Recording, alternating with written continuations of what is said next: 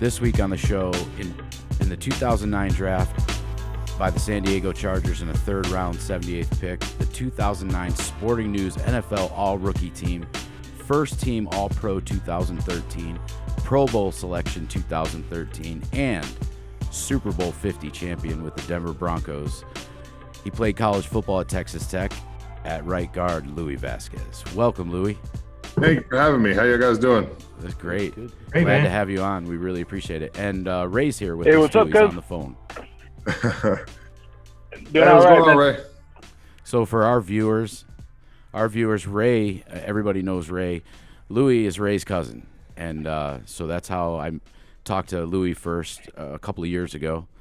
And then, we asked him to come on, and he was glad to do it for us, so we appreciate it, Louis. My pleasure. And my wife said I was stalking you all week because I was trying to get everything right and get these stats down. But it was fun. So Louis, for most of us, we're just football fans, and we've never experienced the kind of things you've experienced. Coming up through football, and you're from Corsicana, Texas, getting a chance to play college football, going into the draft, winning a Super Bowl. Those things are something millions of us never get to experience. So we kind of wanted to see it through your eyes. How'd you start out? Where you let us know where you're from. I said it, Corsicana, Texas, but what's it like there? So Corsicana, Texas, to kind of give you a geographical picture where we're at, we're about 50 miles south of Dallas and the same distance east of Waco. So we're nestled right off of I-45 and 31, for those of you that know Texas. Small town, we're maybe 24,000 people, maybe 25 by now. But one high school there, and that was really about it. Our biggest claim to fame before, I guess me, was Collins Street Bakery, and they're world known for fruitcakes, oddly enough. So growing up, man, I was a typical Mexican kid. My parents worked their whole lives. My dad's worked in a factory. My mom, she worked for Kmart before they went under, and then now she's been with H-E-B for years, and she'll probably die working for the company. Growing up, my parents ended up divorcing at an early age. And so there was a lot of emotions that I never knew how to deal with. And I got introduced to football at about age 7. And that being said, bouncing around with my dad, we didn't have a lot of money. So football was my outlet. And at first I wasn't really sure about football just because it took a little bit to grasp it. But once I grasped it, I took a hold of it, and football really gave me a chance to let out those emotions and make a lot of friends that I would have never otherwise made. Yeah. What positions did you play, Louis, when you were first starting out in football? Left tackle, and I actually played left tackle all throughout my grade school career up until I got to college. I was left tackle, and then when I got to Texas Tech, I was left guard. Gotcha. Growing up, football was a passion of mine, and I grew up watching the Cowboys in the dynasty days. Larry Allen was that your team? Well, I was wondering that was your team. Okay. Larry Allen. Yeah. Yeah, that was my team. And, they were winning Super Bowls, and Larry Allen was my guy. I mean, still to this day, I watch some of the stuff Larry Allen did, and it's just unbelievable to see a man that size, as big as he was. And not a lot of people know it if you haven't really watched him, but the dude was fast. Mm-hmm. There's a lot of times I would see him run down interceptions, and he's running down cornerbacks, which a big lineman is not supposed to do. Three Pro Bowlers on that line. Yeah. Joel is he's our almanac of the NFL in our office. I don't know about all that. Louis, at what point did you know that you were going to play football past high school? I was kind of getting into that before I got my first scholarship offer. I knew my dream was to play pro ball for the Cowboys, but I knew at an early age that was almost an impossibility. It's just coming from where I'm coming from. And, I always tell this to my kids, on paper, I wasn't supposed to make it. I was a chubby, poor Mexican kid. And, playing pro ball was the last thing I was ever going to be capable of doing. So playing college ball, I didn't even have the inclination that I was going to go do that. As I got into varsity level football, the coaches obviously saw something in me, and it got to a point where I guess I got burned out on football, and I was going between boxing and football. And I actually ended up quitting one day in high school ball, and my coaches hounded me and like, dude, this is not what you want to do. You have something going for you. Kind of gave me that whole spiel, and I ended up coming back, a day or so later. And man, am I glad I did, because it ended up turning out well for me. I'm gonna plug in my computer before it dies real quick. Sure. So did you? How long did you box? Box Golden Gloves for 4 years. My Ray knows my twin uncles. I had twin uncles, and they were boxers at the time. They were, in the Golden Gloves, and they got me into it. But it was, like I said, it was just me and my dad, and I had to go to Dallas, actually East Dallas and Garland, to a boxing gym, and it got to a point where my dad just couldn't afford it. So at the end of my junior year in high school, I got a call from Coach Mallory, which was Les Miles' right-hand man when he was at the University of Oklahoma State. And they offered me my first scholarship offer right after my junior season. And I come home and I told my dad, because it took me by left field. I was like, no way. And my dad was like, well, where do we sign? Come on, let's go. Where do we sign? And I was like, I have no clue. I don't know what, how this process works or anything. So I went back to my coaches, and my coach was like, don't do anything. Just wait. You're going to have lots more of these come your way. And I was like, I don't know. You know what you're talking about. That was my mentality, just because this was so far out of left field that it took me by legitimate surprise. So yeah, sure enough, later on, I started getting more and more scholarship offers coming in. And, I was growing up in school, I was always labeled as gifted and talented. So I was pretty smart, book smart when it came to schoolwork. So I actually started getting offers from Stanford, Harvard, Columbia, a couple Ivy League schools. And I was like, whoa, that was coming from where I'm coming from. Like, you just don't get offered from schools like that. Yeah. But I knew those weren't the powerhouse schools as far as it came to football. Played through my senior year, and I started getting a lot more. All the Big 12, except for Oklahoma, offered me. A lot of the Big 10, Miami, a lot of these schools.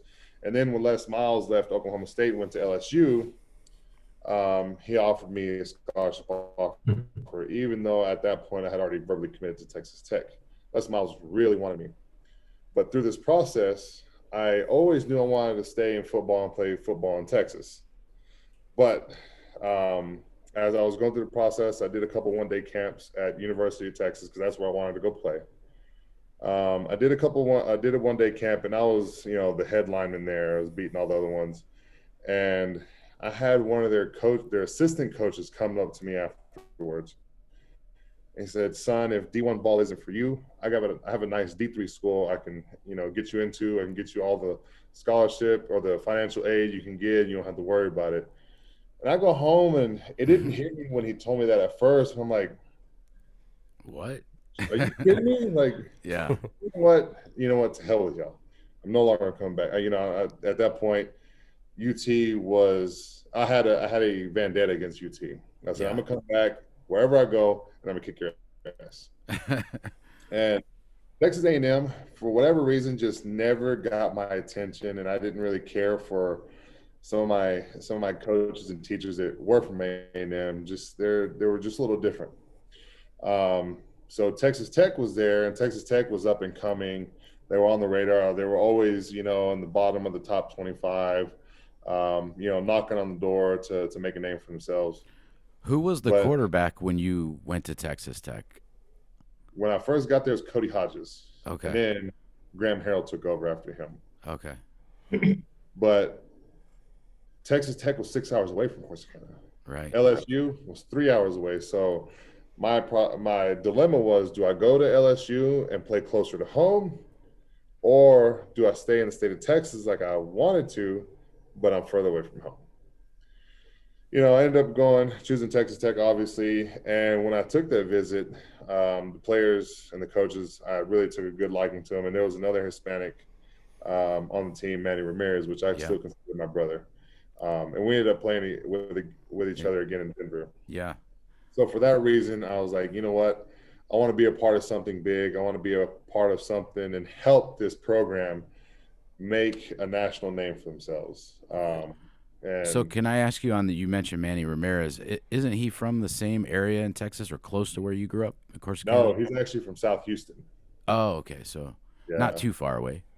Yeah, about 3 hours or so. Okay. Yeah. Did you guys know each other? So when those offers started rolling in, is that when you thought NFL was a possibility? Oh, when those offers started rolling in, I was like, well, shit, I might, get to be able to play some college ball while I'm getting my education. That was my only thought process. Like, other than that, I was like, the only other college I'd be able to go to was the community college there in Corsicana, Navarro Junior College. And even then, that was kind of a long shot because I knew my parents probably weren't going to be able to afford it. So yeah, pro ball was still far on my radar. I wasn't even thinking about it then. Get into college. On that note, I wanted to ask you: did you and Manny Ramirez know each other or ever play each other in high school? Never. It was just too far apart. Yeah, Manny was. He was older than maybe you. 3 years older than me. Yeah. 2 years older than me. Yeah. Yeah. Each other until we were on the same team. So I'm going through my college career, my thought process with football, I wanted to be the best at what I did, whether it was a drill and team drills or whatever. I was determined to be the best at whatever I was doing. And fast forward to my junior year, I started getting pro scouts started coming out. And I was like, who the hell are they here for? And then a couple of the coaches were like, they're here to watch you. Mm-hmm. Like, damn, is this a possibility? So I really started turning it on because even though I knew there was a slim chance, I was like, hell, I'm going to try to do everything I can to make that a true reality for myself. So I really started, locking it down and focusing on, becoming the best player I could be. Sure. And then my senior year, I actually had to overcome some hurdles. So my senior year, Coach Leach didn't believe in injuries, didn't believe, we hurt. So opening drive of my senior year, it was probably 5 plays in. We run zone. Our running back gets tackled on the back of my left ankle. Well, I got up and I was like, wait a second, that doesn't feel right. But it didn't hurt. So I finished out the drive, but my ankle felt loose, like it was kind of just dangling. I'm like, that's not supposed to feel like that. So I get to the sideline. They take my tape off, and they're like, yeah, there's definitely something going on here. So I'm like, I'm not going to come out of this game. This is my senior year. So they shot it up, taped it up, braced it, and went back out, finished the game. Well, afterwards, my ankle swelled up like a balloon. MRI showed that I had a high ankle sprain, a low ankle sprain, and sprained my Achilles tendon. I was like, you've got to be kidding me. This can't be happening right now. At this point, Leach was calling me and our left tackle, which he was coming back from a broken ankle from the Gator Bowl earlier that year, called us prima donnas. And my trainers actually had to step in my defense, like, Coach, this is a legitimate injury. This is 4 to 6 weeks minimum. I missed 2 weeks. I wasn't supposed to be back on the playing field, but Leach was adamant that if he doesn't play these next couple games, he's not going to play at all for the rest of the year. So I had to bite the bullet. I had to go out there, and even my dad, he was like, we played SMU was one of the first games back after missing 2 weeks. He goes, "You're not all the way healthy, are you?" I said, "Not one bit." I said, "I'm probably about 60% max." Because I can tell you're not playing like yourself. You're hobbling around. I'm like, well, this is kind of what I got to put up with because, the head man is, saying this, that, and other. If I don't come back and play now, he's not going to let me play the rest of the year. So, I eventually end up getting healthy later in the year. And one of my best games was when UT was number 1 in the country, and we played them in Lubbock. They came into town after we just beat Oklahoma State. They were number 5 in the country. UT comes rolling in our house. That's a huge rivalry for Texas Tech too. Absolutely, yeah. That last time Texas Tech beat UT was 95, I believe. No, sorry, excuse me. Yeah, I think it was 95, something like that. And so I was like, this is my chance to get back at UT for doing to me what they did. Mm-hmm. And we go out there and we played our asses off. And I don't know if y'all remember that game, but it was a huge game. And we ended up winning. They almost came back when our fans stormed the field. The Michael Crabtree catch. Yep. Yeah, that one. Yeah. Yeah, that was it. And then, so that game alone got me drafted. I'll tell you a little more about that here in a little bit. But, at that point, Leach was pretty arrogant, and he didn't change his game plan for the past 3 weeks. We had a bye week after we beat UT. And then we had to go into Norman, which Leach used to be a coach under Coach Bob Stoops. So even then, he still didn't change the game plan.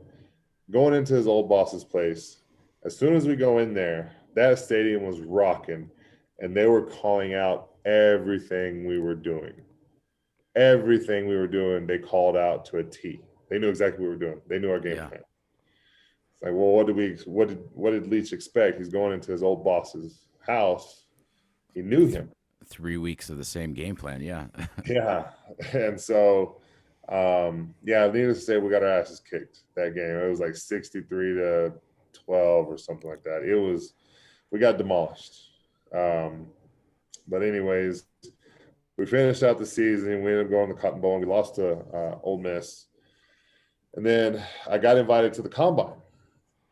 So I was training for the Combine, and we get up there, and I had communication with the Steelers, the Browns, the Eagles, the Raiders, and the Bears. Those are the only teams that I had communication with. So what do you mean when they called you? You were talking to them, or they were there watching you? Yeah, at the Combine, after we're done with like field work and stuff like that in the evenings, they would call you in for meetings, like one-on-one meetings up to the room. Actually, the Bears was one of my scarier moments in theirs. They had the whole room set up like an interrogation room. They had a microphone set up in front of me. They had a big bright light here. They had, the camera right there with the microphone. Like, I was like, what the hell am I getting into? And, there were some college stories that they had heard, scuffles out and about, typical college stuff. Like, who the hell they've been talking to? I really felt like I was getting interrogated by the FBI. Mm-hmm. So I left there and I was like, there's no way in hell I'm getting drafted by the Bears. Like, that interview went terrible. I was, damn near pissing my pants. So I just got to ask you, you mentioned the Browns called you, and I was thinking back, 2009, was that Eric Mangini that was the coach then? Was that who you talked to? I want to say so. I think it was. So. Yes, it was. Yeah. He was the coach there. So fast forward to draft day. The first day back then, the first day was first and second rounds. And I knew it was, kind of a long shot that I would go the first day just because of the type of system I played in and whatnot. And, my dad threw me a party and everybody got pretty hammered. And my dad was one of the first ones down. It was really hammered. Wake up Saturday morning, I drag myself out of bed, and my dad's already in front of the TV watching draft like he's a kid watching Saturday morning cartoons. You know, bushy tail watching the draft. And I'm like, dude, how are you up? You know, so I'm sitting there, and I just happened to look down to who's on the clock, and it happened to be the Chargers. Didn't think nothing of it. I had no communication with them. My phone rings. You know, look down, 858 number. Who the hell is this? I'm not going to answer it. I don't answer numbers I don't know. I'm sitting there watching it ring, and then it dawns on me. This might be the call I'm looking for. So I answer it. I almost didn't, but I answered it, and thankfully I did. And it was A.J. Smith, the general manager of the Chargers, telling me that Turner. 78th pick, to draft me in the 3rd round. And my dad's in my ear. Who is it? I'm like, I can't hear, Dad. So I had to go to the room. Finished talking to them. They're like, all right, in 2 days, you need to get on the plane. You're going to be out here for OTAs and rookie mini camp, that whole nine. And I come out of the room, and I just tell everybody, I said, we're going to San Diego. And, you know, everybody's hooping, hollering, cooked a big breakfast, started barbecuing the rest of that day. But at the same time, I couldn't really eat too much because I'm like, well, damn, this is such a quick turnaround. 2 days later, I'm about to have to get on the plane and go and start to practice. So I was pretty nervous and anxious. So I couldn't really eat too much because I was kind of worried about what I'm about to get into. I'm like, this is big boy league now. So, Louis, let me back you up for 1 second because I'm really curious.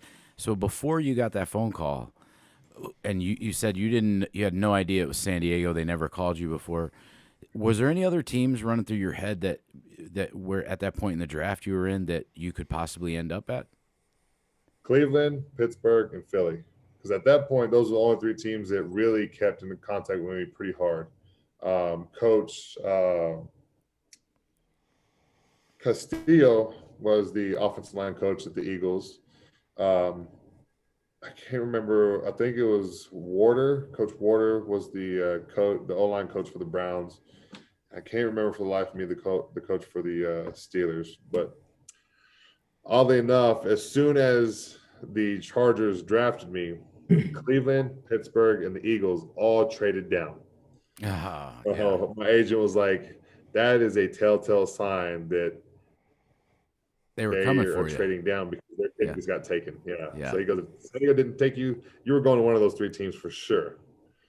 I was like, well, I would much rather be in San Diego city-wise than Cleveland, Pittsburgh, or Philly. Oh, yeah. We just had snow here a couple of weeks ago, Louis. So, and you probably lucked out because these last 19 years in football in Cleveland were pretty rough, but we're coming out of it now. Yeah, Baker's doing a hell of a job up there for y'all. He's doing great. Yeah.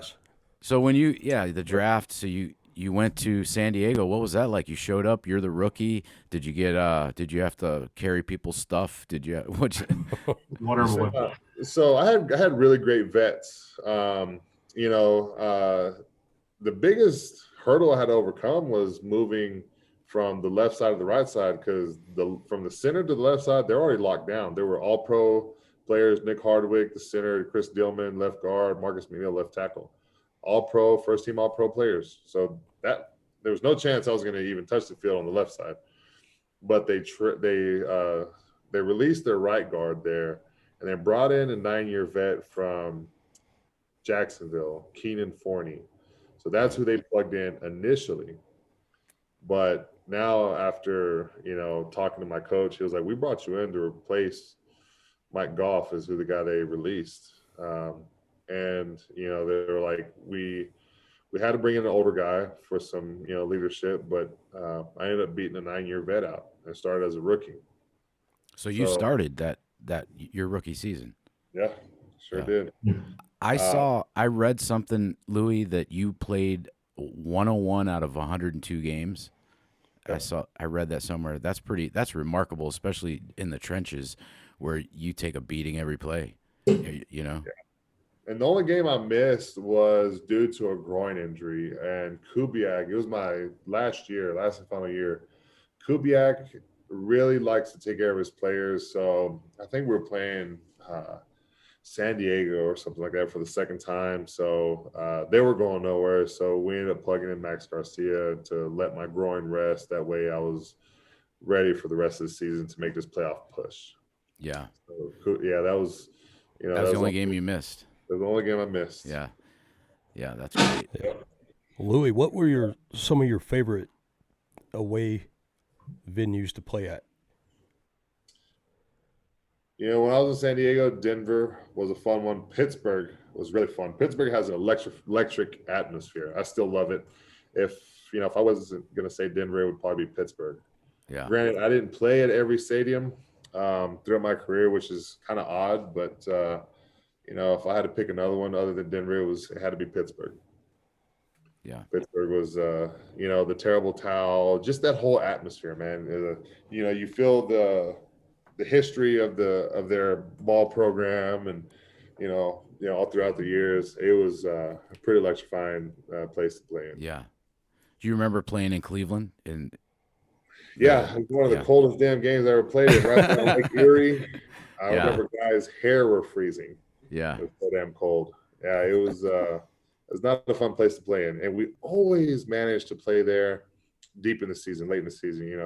In December. Yeah. Right when it starts to get real cold. I want to go back to San Diego, but I have to say that Nikki Bissett, when we talked a few years ago, Louis, not about football, you did talk to Nikki Bissett from Montana. She's on the phone with me. When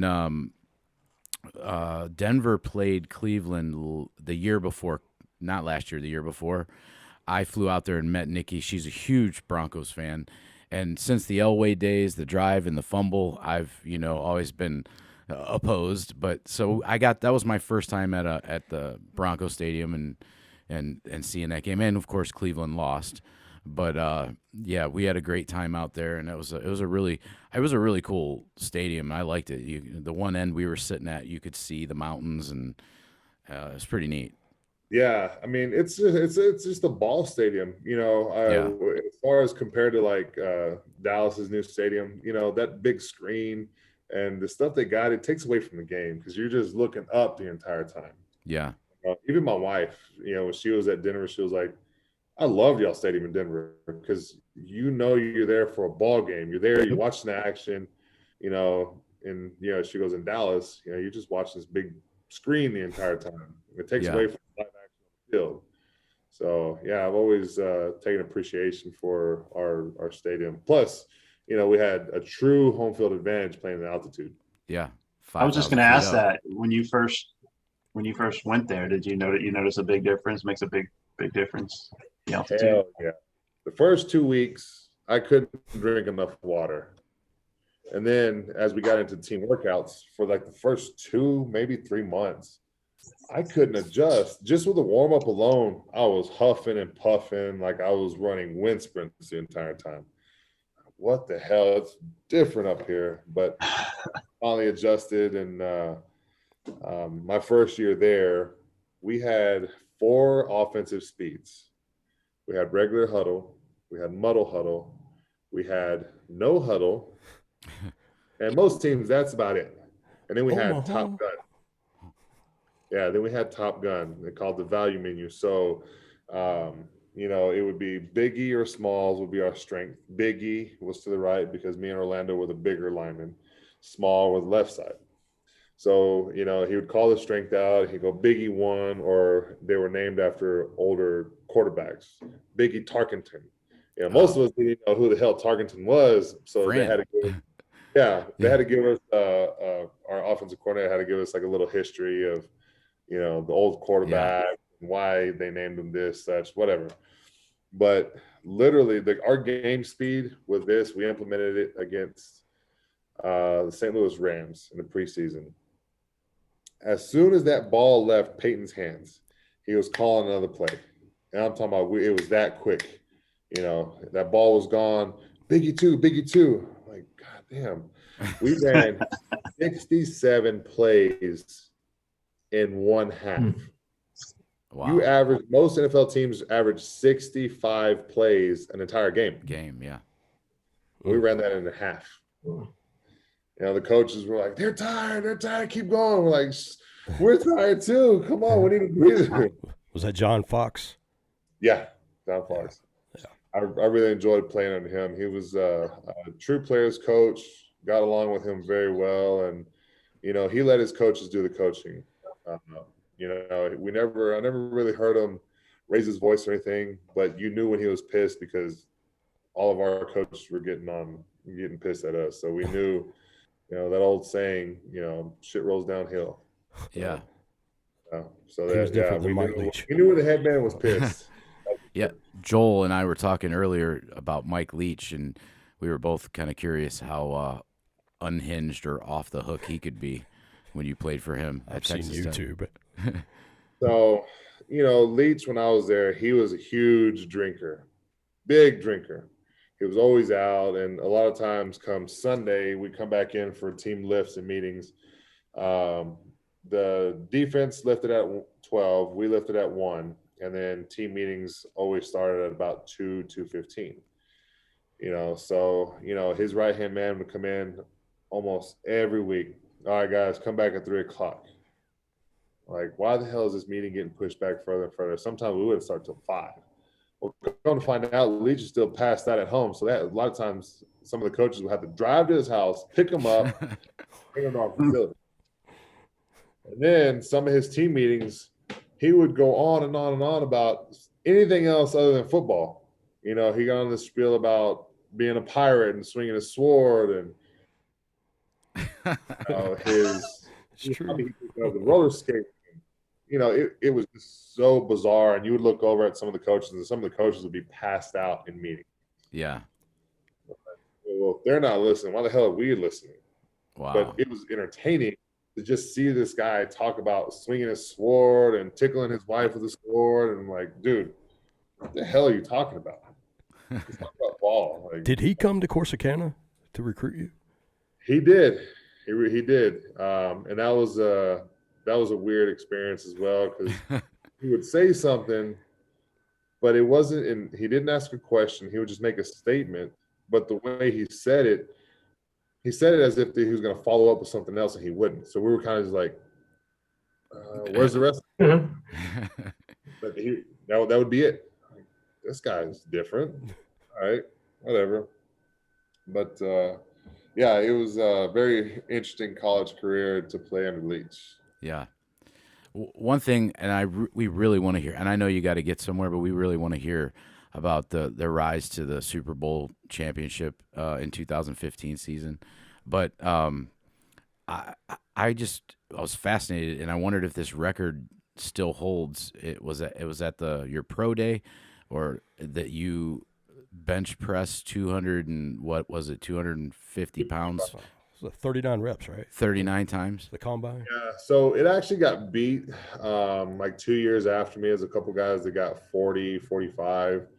But, I remember that day, we're getting ready to bench, and a couple guys before, like they were after me, were warming up with lightweight. Well, the way I was training was you warm up with lightweight, and then before you go up there, you put on some heavyweight. That way, when you get under weight that's lighter than that, it feels really light. Yeah. So I think I threw 315 on the bar, and I repped it out for like 8 or 10 reps. I got used to that. And then I had to rush up to the stage, and I watched the guy do his last 2 reps. He got off, and then I had to go up. So I didn't have really adequate reps like I wanted to. But I was like, well, this shit is showtime. I gotta get done. So I repped out 30 in a row. Then I paused. I'm like, all right, here's where the real work comes in. And I got those last 9, and I was really wanting to hit 40. And as soon as I got off, I got 40th one halfway up. He took it. I was pissed at some of those younger guys. I mean, man, y'all should have got the hell out of the way and let me get mine in. Yeah. That's really cool, though. It's a good story. Yeah. That's, it is what it is. Can't, not too mad about it, I guess. Yeah. So, take us through that 2015 season with the Denver Broncos and playing with Peyton. I heard he was always pretty fun to work with, just from stuff I've read, with playing pranks on people, and he's fascinating on his Nationwide commercials. I crack up every time I see him on TV. Yeah, so he's a big jokester. One year, he always has that quarterback camp, and he brings out his receivers to get extra work with them, to work on timing and relationship with the receivers over at Duke. So the one year, Eric Decker didn't go out there, and I think Decker had something else to attend. And Peyton got a hold of an official NFL letterhead paper. I don't know where the hell he got it. I mean, that's Peyton being Peyton. He has access to stuff like that. It looked like a legitimate fine letter from the NFL fining him like $5,000 for not attending, and then room and board, flight. Like I think it ended up being totaled like $13,000 and some change. And Peyton put in an official FedEx, little envelope, and anytime a guy gets flagged and we know it's going to be a fine, we're like, that's a FedEx, because the NFL is quick to send you a FedEx letter. You got fined. So Decker comes over here and he's like, what the hell is this? So Peyton let him sweat it out for a couple of days before he finally hey, man, that's great. I'm just messing with you. It's not real. But Peyton was always kind of pulling jokes like that. Yeah. But yeah, I really enjoyed working with Peyton. Just the way his brain works. And don't get me wrong, Phillip Rivers, he's a true professional too, but just the way those two guys' brains work, they were very different. Peyton was very surgical with everything he did. I'm talking about from his cadence to his play calling. There would be times where we would run a play, a couple times in training camp, and then we would never run it again. But then it would be week 10, and Peyton would call that play from training camp that wasn't even in the game plan. He'd call it and expect us to remember what the hell it was. And somebody along the line somewhere was like, oh, yeah, we ran it like this. And we're like, how the hell do you remember that? But, and it would be the perfect play for that defense. And that's how intricate and how detailed his mind worked. Yeah. He was a very much perfectionist. If you didn't do something right, he was going to let you know, like, hey, you screwed up. Yeah. You screwed up. Jumping off sides. Yeah. Wasn't Carolina 14-2 or 15-1 that season in 2015 when you guys beat them? Yeah. So there were, the whole talk was they're a juggernaut. Can they be stopped?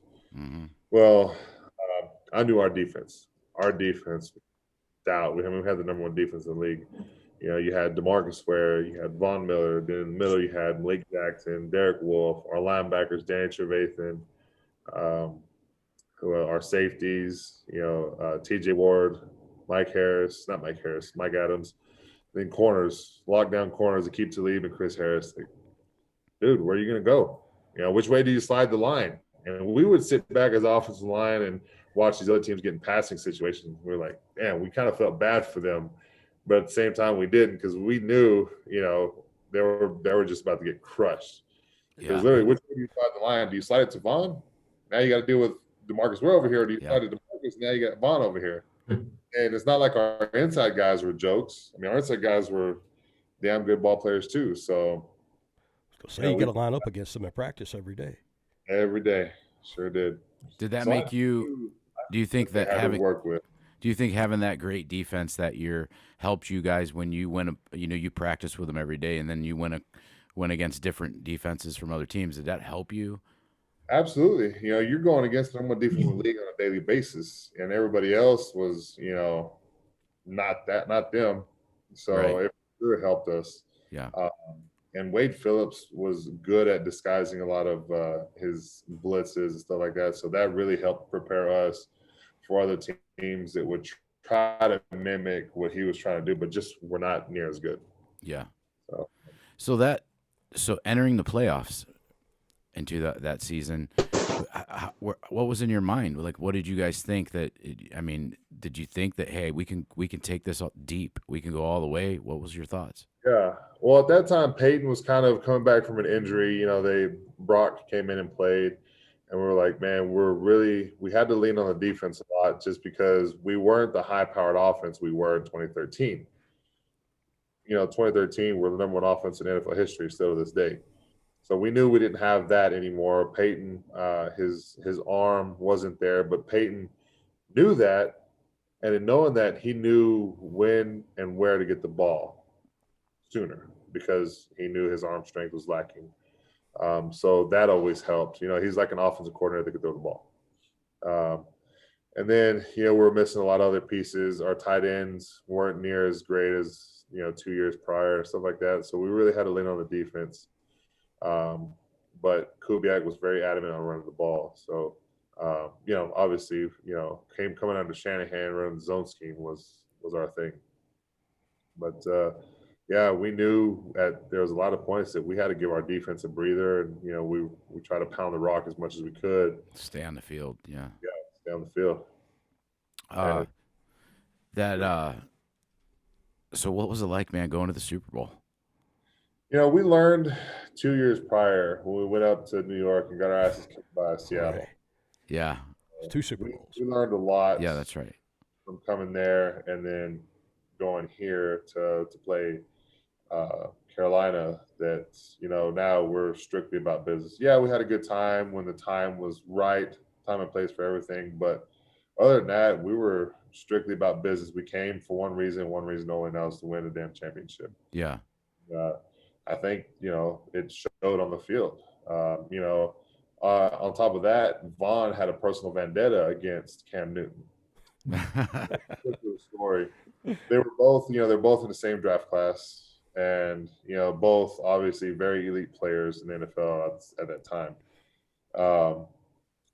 They went to an event together, and when Cam Newton transferred from Florida to Blinn before he went to Auburn, Vaughn had a lot of his friends play at Blinn.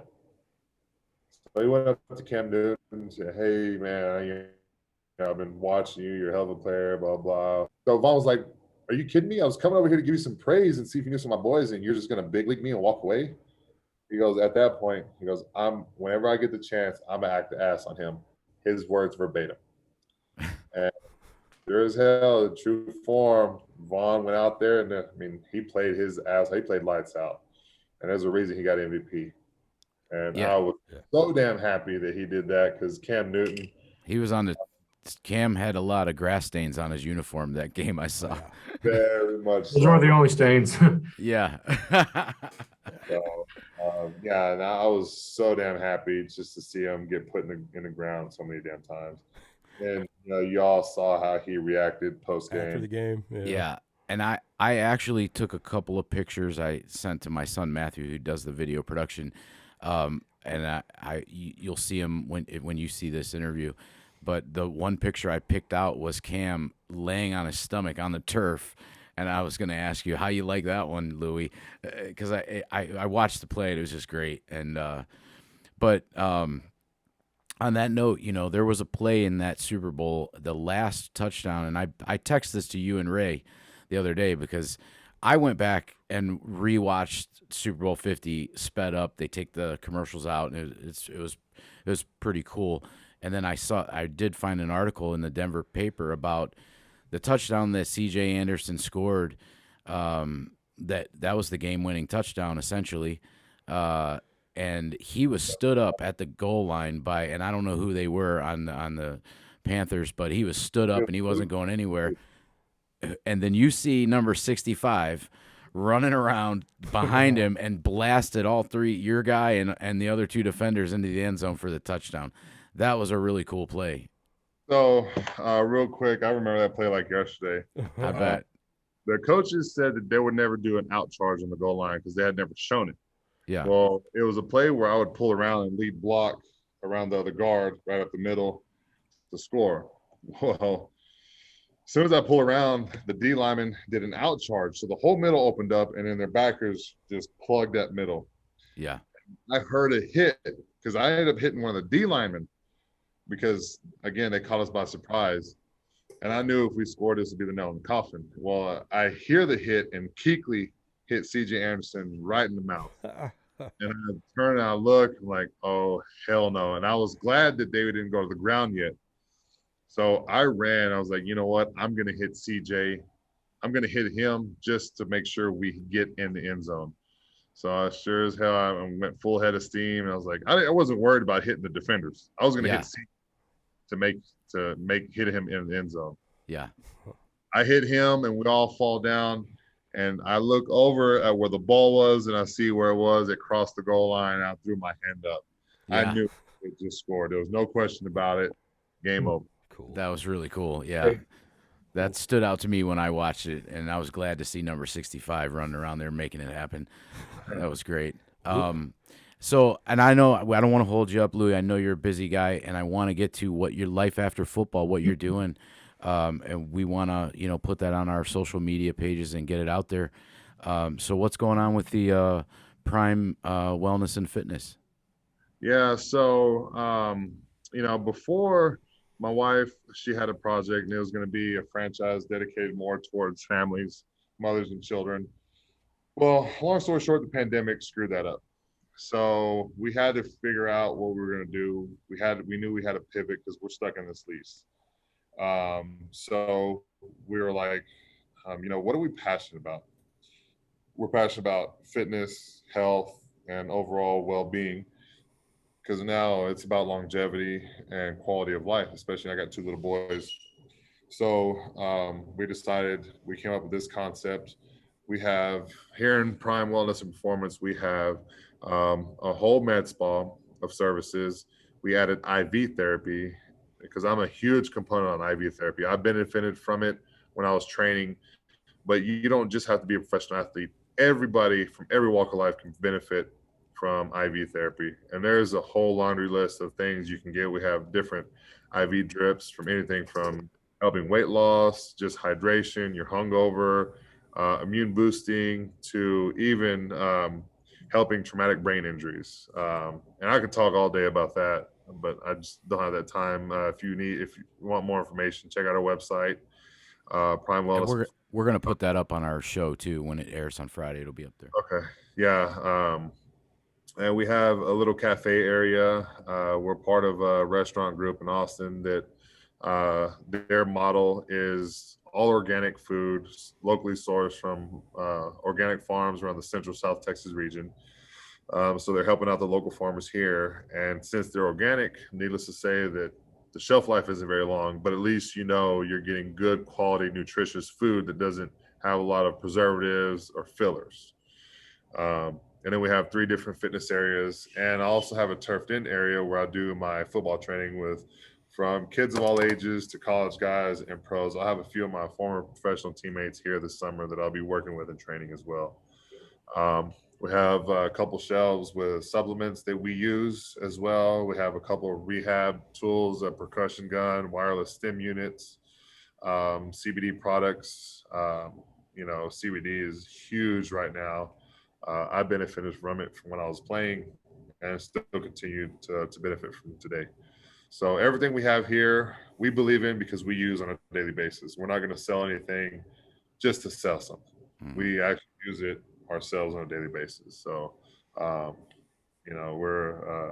that's kind of what, started this whole deal. And if the pandemic didn't show anybody anything else, it showed the world how unhealthy we are as humans, especially here in America, how unhealthy we are. So we really want to help our community out and eventually, hopefully, franchise this thing out to show people, really educate them on how to live a fulfilling, healthy life.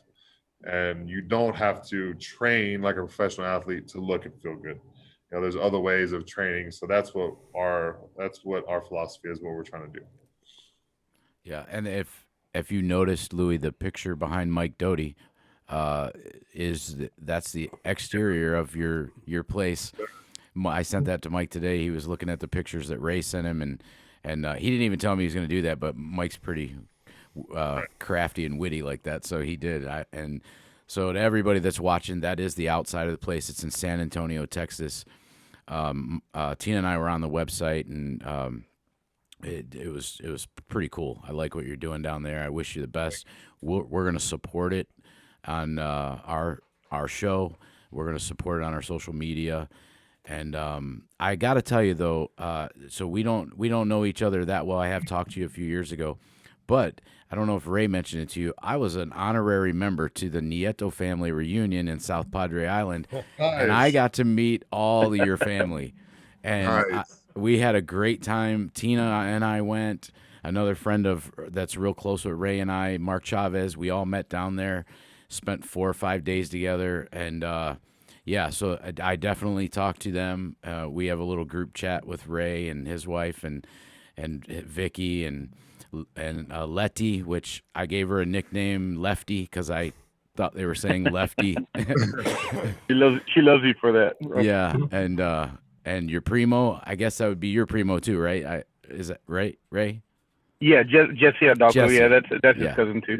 Yeah, so great people. They treated me like family, and I'll be going to the next one definitely. Tina and I will probably always be there. I think I think we have a picture, Louis, of Tina and I and your family all holding up the Nieto family reunion sign on South Padre Island. So we'll probably put this up on the show too. But Awesome. I just had to mention that. So good deal. That makes me feel good. Good. Yeah. Well, Louis, I know you got to go. Thanks so much for coming on and sharing your story with us.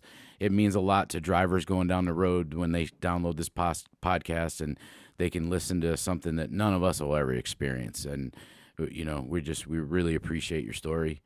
And you're welcome. Be a friend of the show anytime you want to come on, and maybe we can talk a little smack about football this fall. You can come on and we can talk about them Browns. Yeah. Absolutely. Yeah. That sounds good, guys. All right.